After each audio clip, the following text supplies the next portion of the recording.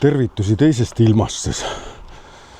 Mis siis täna on? Meil on esmaspäev ja neljapäev, reede, laupäev, pühapäev. Põhimõtteliselt 4 päeva täielikult audis. A-gripp. Et ma ütlen seda, et kurat seda ei soovita vaenlasele ka ausõna raisk. See on ikka nii rõve haigus lihtsalt, et kus sa nagu 2 päeva ei saa üldse mitte millestki mitte midagi aru. Ja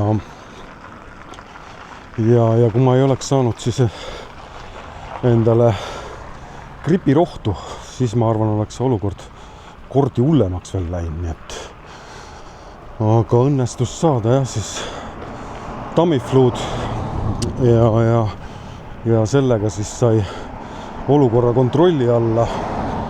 Nii et ma ei teagi, kas niisama oleks saanud üldse, sest minul on üldse see hingamisteedega alati nagu need haigused väga hullud, et koroonat põdesin rämedalt ja nagu ma ütlesin ka sel päeval, kui ma gripitesti tegin, et koroonat olen põdenud kokku 6 korda juba ja iga jumala kord on ta täpselt sama hull, et ei ole nagu nii, et iga järgnev kord on kergem või nii. Nii et selle koha pealt ma ütleks, et gripp alla ei jää. Gripp on ikka sama pöörane haigus. Ja hea on see, et tervis vaikselt taastub ja äkki siis nüüd täna õnnestub ära siis teha ja teieni tuua siis meie viimane vestlus Imre Vähiga. Kuulsin, et ka tema oli siis haigusega vist pihta saanud, aga mitte nii tugevalt kui mina. Ja tundub, et see gripp murrab praegu eestlasi, nii et vähe ei ole. Ja ei oskagi siin midagi praegu öelda.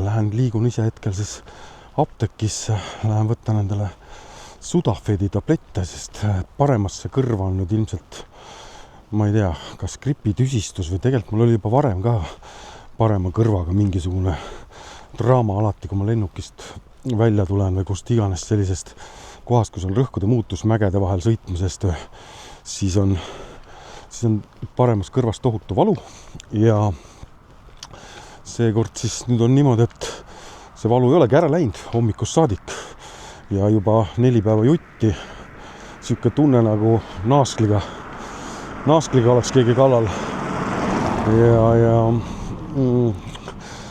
ainus, mis ma siis oma perearstilt teada sain, on siis see, et ta soovitas Sudafedi ja kui sellega paari päevaga nüüd alla ära ei lähe see ilmselt turse siis või mis iganes, mis võib olla gripist, siis tuleb hakata uurima, mis teema see on, et hommiku ärkad, kõik klõpsub ja see iga klõps on siuke nagu nõelatorgere või naelaga löömine või naaskliga. Nii et ei ole meeldiv. Aga jah, sina, kes sa ka võib-olla vaatad hetkel seda videot siin ja haige oled, kui vähegi saad, siis jah, Tamiflu on selle gripi võtmesõna, nii et juba peale 3. tabletti ma ütleks, et hakkas juba kõvasti parem.